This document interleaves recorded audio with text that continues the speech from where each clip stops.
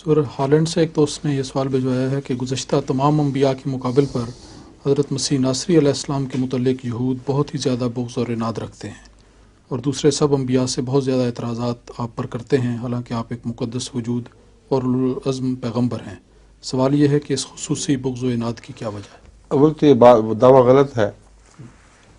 Bible میں Samuel وغیرہ کی کتاب پڑھ لیں، جہاں تک کردار پر حملوں کا تعلق ہے، حضرت داؤد پر، حضرت سلیمان پر، دیگر انبیاء پہ بڑے سخت حملے ہوئے ہیں۔ شرک کا حملہ، عورت کی خاطر خدا کو چھوڑ دینا، بت پرستی کرنا، ان میں سے کوئی الزام بھی حضرت مسیح میں نہیں لگا۔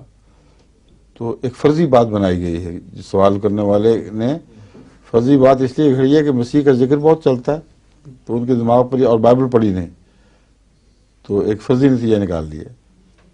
اس لیے میں کہا کرتا ہوں کہ جب علمی سوال کرنے ہوں تو حوالہ دیا کریں۔ جس سے پہلے بھی ایک علمی سوال بنایا گیا، اس کا کوئی بھی حوالہ نہیں، اور ہمارا سب کا اس طرح وقت ضائع ہوگا۔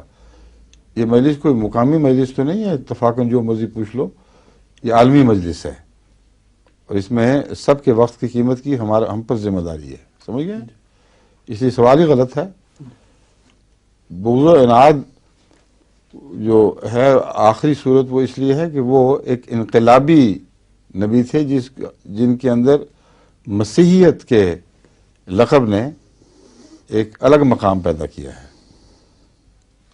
مسیح کے طور پر آپ تاج پہن کر آئے ہیں، جبکہ ہر نبی خدا تعالیٰ کے فضل کے ساتھ اس کی رضوان کا تاج پہن کر آیا کرتا ہے، مگر یہ اعلان تھا کہ تمہاری سب کی سرداری مٹائی جائے گی۔ اب ساری مولویت ختم، کوئی اکیلا اپنے فرقوں کا جو سردار تھا، اب آئندہ سے اس کی حکومت برباد ختم کر دی گئی، اور اب یہ ہے جو خدا کی طرف سے تاج یافتہ ہے، تخت پر بٹھایا دکھایا گیا۔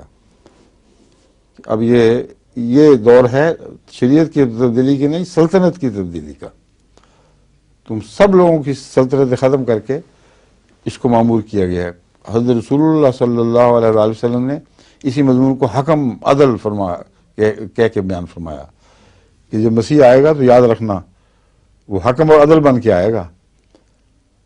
اس کی فرمانروائی کے بعد تم سب کی جو اپنی پہلے چھوٹی چھوٹی شان و شوکت کی گدیاں بنی ہوئی تھیں وہ سب مٹ جائیں گی۔ فیصلے وہ دے گا تمہیں ماننا ہوگا۔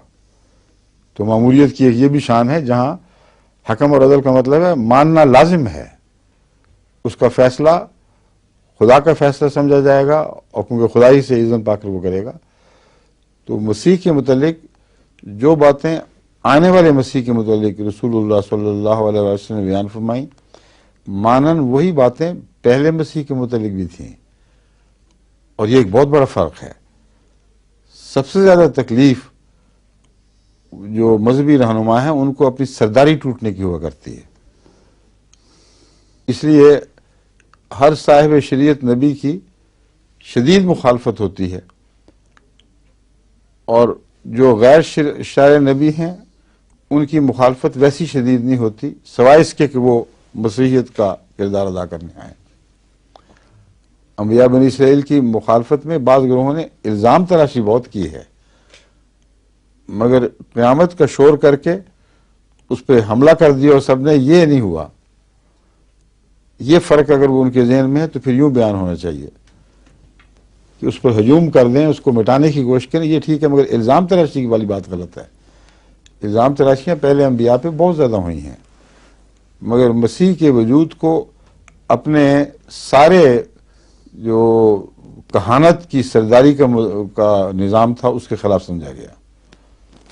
دنیا کے کاہن، دنیا کے سردار، جو بڑے بڑے علماء اور پیر فقیر، یہ اس وقت اپنے نظام کا خطرہ محسوس کرتے ہیں جب خدا کی طرف سے کوئی آنے والا ایسا کہے کہ اب تمہاری باتیں ختم ہیں، اب جو میں کہوں گا وہ ماننا ہوگا، تو بڑی شدید مخالفت ہوتی ہے۔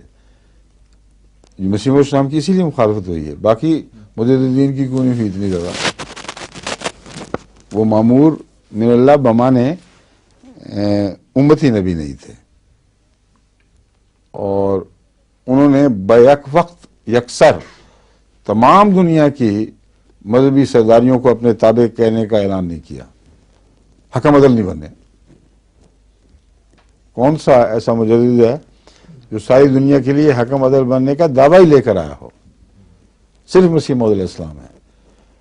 اور اسی طرح بنی اسرائیل میں ایک بھی نبی بھی اس سے پہلے ایسا نہیں آیا جس کے متعلق ثابت ہو کہ تمام بنی اسرائیل کو اس نے یہ کہہ کر مخاطب کیا ہو کہ اب تمہاری باتیں ختم، سرداریاں ختم، میرے پیچھے چلو، جو تشریح میں کرتا ہوں وہ ماننی ہوگی، اور تمہارے اختیار اب نہیں ہے، اب تاج والا میں ہوں، اب تخت والا میں ہوں۔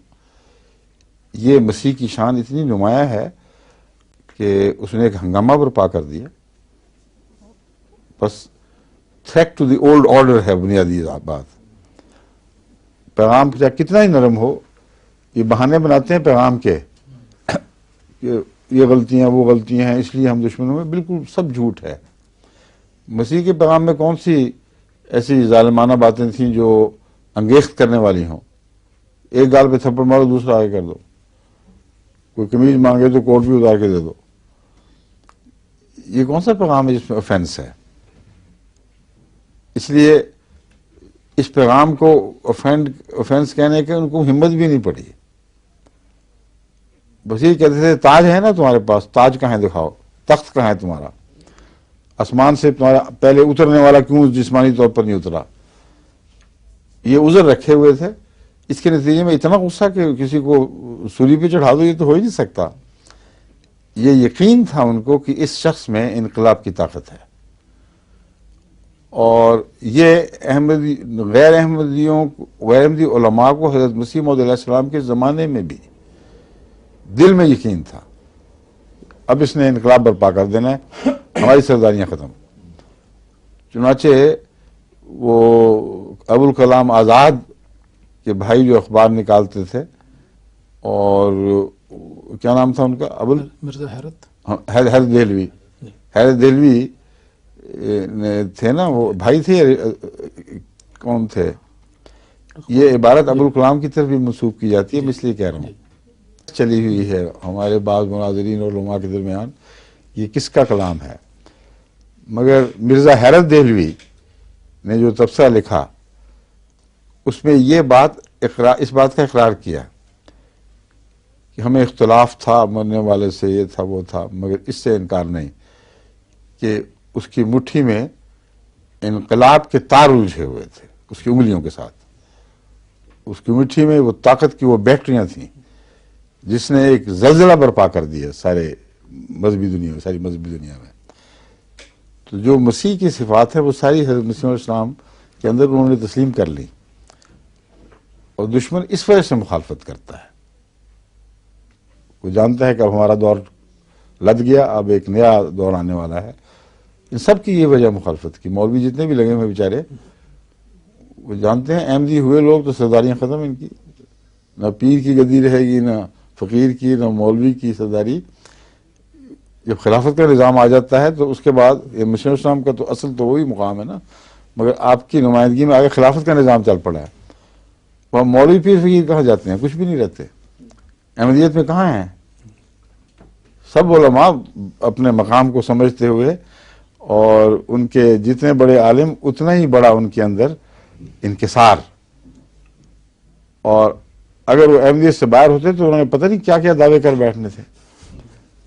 حضرت مولوی غلام رسول صاحب راجی کی حیات قدسی پڑھ کے دیکھیں، یہ دوسری جو گدیاں نا آج کل آپ کو دکھائی دے رہی ہیں، اگر حضرت مولوی راجی کی صاحب کو بفرض محال یہ مقام ملتا مسیح موعود سے الگ، تو اس وقت وہ ان چوٹی کے بزرگوں میں شمار ہوتے جو انقلاب برپا کر دیا کرتے ہیں، جن کی احترام میں کثرت کے ساتھ جوک در جوک لوگ دوڑتے ہیں ان کی طرف، اور یہ ان کی بھی ایک گدی بن جانی تھی بڑی زبردست۔ لیکن انکسار کا یہ حال، حضرت خلیفہ مسیح کا ایک لفظ سنتے تھے تو فوراً آمنا وصدقنا، اپنا سب خیال چھوڑ کے ایک طرف ہو جاتے تھے۔ یہ جو بات ہے یہ عدل، حکم عدل کی نمائندگی میں عطا ہوتی ہے، اس کے بغیر نہیں ہو سکتی، اور یہ جو دنیا دار ہیں یہ برداشت نہیں کر سکتے اس بات کو کہ ہماری گدیاں ختم ہوں۔ اور